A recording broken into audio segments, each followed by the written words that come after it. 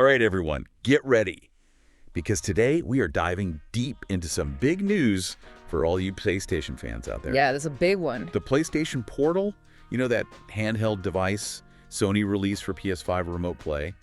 Well, it just got a major update, Huge update. and we're going to break down exactly what that means for you. Absolutely going to unpack it all. So first, just a quick reminder for anyone who needs it.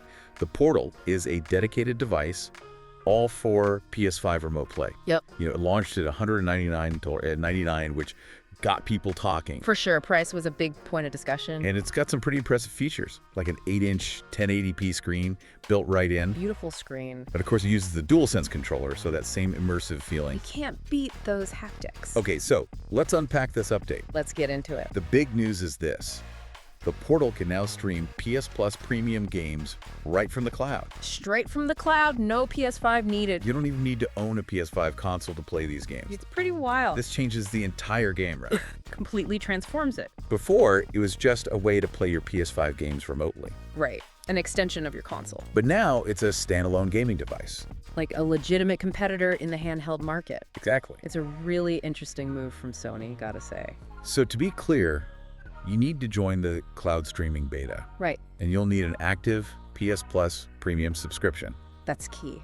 But once you've got that set up, you'll have access to a pretty big library of PS5 games. Over 120 titles, and they're adding more all the time. Like in November, they're adding Dying Light 2 Oh, nice. and like a Dragon, a Shin. I've heard good things about that one. Yeah, and then there's some classics in there too. Oh, yeah. Like they've got Blood Omen, Legacy of Kain. Oh, a classic. But here's where things get interesting.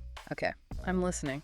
No PS4 or earlier titles yet. Really? Makes you wonder, right? What are they planning for the future? Yeah, what's the roadmap look like? I mean, could you imagine streaming those PS1 and PS2 classics on the go? Oh, man, that would be a dream. Okay, but let's get into the technical side of things for a minute. Sure. Obviously, for this to work, you need a solid internet connection. That's a given for cloud streaming. Yeah, Sony recommends at least 5 millipedes, Okay. but honestly, you probably want something closer to 13 millipedes for a really smooth 1080p experience. Yeah, you want that crisp image. So it's definitely something to consider. It's a factor. You know, it's interesting, It's what is. this reliance on Wi-Fi. Uh-huh. Like, I get it, it needs Wi-Fi for streaming, Right. but it also means you can't just take this thing anywhere and play. Yeah, it's not as portable as, say, a Switch. Exactly. You're tied to a Wi-Fi connection. Speaking of limitations, Yeah. no Bluetooth support on this thing. Oh, really? It uses something called PlayStation Link. I'm not familiar with that. It's specifically designed for low latency gaming, apparently, I see. but it means you can't use your favorite Bluetooth headphones or earbuds. Oh. So that's a gamble, right? Yeah. Sony's betting people will be okay with that trade-off. Interesting choice for sure. And then there's the battery life. Yeah, that's a big one. Sony says you can get about 6 hours, 6 hours. but that's streaming these demanding PS5 games. Right, those can be pretty intensive. Have you had a chance to test that out at all? I haven't done extensive testing, but I've seen some reports online. Yeah. It seems like the actual battery life can vary quite a bit depending on the game. I bet.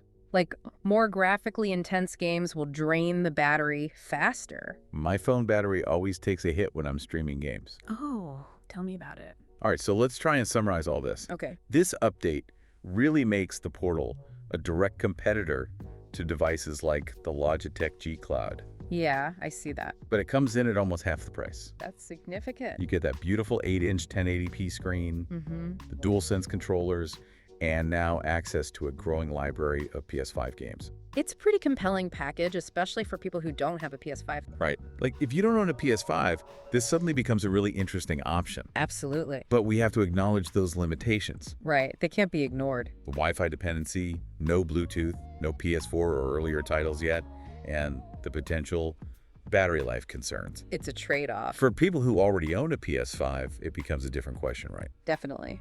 Is the Portal a better experience than just using remote play on your phone or tablet? That's the question a lot of people are going to be asking themselves. It comes down to portability, dedicated hardware, and price.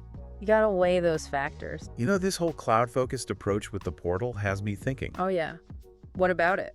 Could the community find ways to unlock even more potential here? Like, what do you mean? Imagine if we start seeing retro emulation on the Portal. Oh, wow. Or maybe even cloud streaming opens up to other platforms. That would be a game changer. Now, that would be something. Yeah, that would really shake things up. So, for all you gamers out there, what do you think? Hit us up on social media and let us know. Yeah, we want to hear your thoughts.